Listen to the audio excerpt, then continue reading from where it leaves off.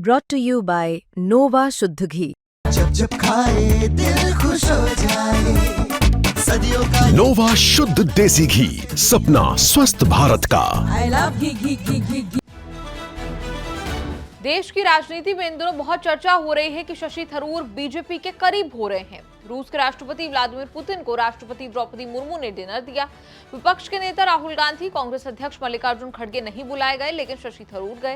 कांग्रेस की इच्छा के बगैर ऑपरेशन सिंदूर में भारत का पक्ष रखने के लिए सरकार ने शशि थरूर को सांसदों के साथ विदेश भेजा।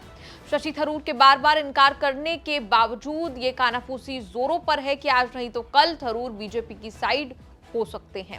7 साल से एक केस चल रहा है जो बीजेपी नेता राजीव बब्बर ने शशि थरूर पर किया हुआ है। इस मामले में फैसले की घड़ी नजदीक आ गई है। शशि थरूर की याचिका पर सुप्रीम कोर्ट ने संकेत दिए कि फरवरी में मामले का निपटारा कर देंगे। थरूर ने पीएम की तुलना शिवलिंग पर बैठे बिच्छू से की थी। अक्टूबर 2018 को बेंगलोर लिटरेचर फेस्टिवल में थरूर ने मोदी को शिवलिंग पर बैठा बिच्छू कहा था। पीएम मोदी खुद तो क्या ही केस करते, बीजेपी नेता राजीव बब्बर ने शिकायत करके थरूर को फंसा दिया। आज तक किसी कोर्ट से राहत नहीं मिली। दिल्ली के राउस एवेन्यू कोर्ट में 2018 में से केस चल रहा है। गनीमत थी कि 2019 में जमानत मिल गई। दिल्ली हाईकोर्ट से केस खारिज कराने की कोशिश की, तब भी नाकामी मिली। हाईकोर्ट ने प्रधानमंत्री के खिलाफ शिवलिंग पर बिच्छू जैसे आरोप घृणित और निंदनीय माना। आखिरी उम्मीद के तौर पर शशि थरूर ने पिछले साल सुप्रीम कोर्ट का दरवाजा खटखटाया।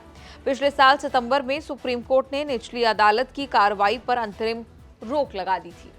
सुप्रीम कोर्ट ने कांग्रेस नेता शशि थरूर के खिलाफ पीएम मोदी की मानहानि के लिए दर्ज केस का निपटारा करने के संकेत दिए हैं। जस्टिस एमएम सुंदरेश और जस्टिस सतीश चंद्र शर्मा की बेंच फरवरी में अगली सुनवाई करेगी। तब शशि थरूर को मिली राहत बरकरार रहेगी। अब जो भी करना है वो खुद सुप्रीम कोर्ट करेगा। पिछली सुनवाई में सुप्रीम कोर्ट ने राजीव बब्बर से कहा था कि आप इस पर इतनी टची क्यों हैं? चलिए इसे खत्म करते हैं। कोर्ट ने कहा था सार्वजनिक जीवन में लोगों को इतना संवेदनशील टची नहीं होना चाहिए। बहुत से लोग बहुत सी बातें कहते हैं, हम जज भी उन पर ध्यान नहीं देते। नेताओं और जजों की चमड़ी मोटी होती है। फिर भी राजीव बब्बर ने शिकायत वापस नहीं ली। राजीव बब्बर ने याचिका में कहा कि वो शिव के भक्त हैं। शशि थरूर के बयान ने शिव भक्तों की भावनाओं के साथ खिलवाड़ किया। शशि थरूर शुरू से राजीव बब्बर की शिकायत पर सवाल उठाते रहे हैं। मोदी की तुलना शिवलिंग पर बैठे बिच्छू वाले पर उन्होंने सफाई दी कि अपनी तरफ से कुछ नहीं कहा। एक पत्रिका में छपी बात को दोहराया था। थरूर की थ्योरी रही है कि कोर्ट को राजीव बब्बर की शिकायत का संज्ञान नहीं लेना चाहिए था, क्योंकि बयान से राजीव बब्बर सीधे प्रभावित नहीं है। समय और नेता हमेशा एक जैसे नहीं होते। एक वक्त था जब मोदी की तुलना बिच्छू से करके बीजेपी की नजरों की किरकिरी बने। एक वक्त ऐसा भी आया जब शशि थरूर पीएम मोदी के गुण गा रहे हैं।